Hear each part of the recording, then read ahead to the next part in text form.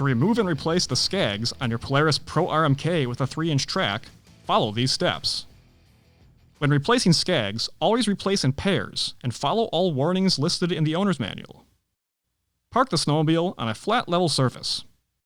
Safely raise the sled so the skis are at least 6 inches off the ground. Next, remove the 3 Skag nuts inside the ski and remove the Skag.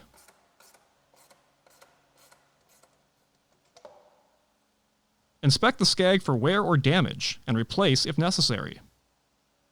Next, align the Skag studs to the ski mounting holes and install the Skag.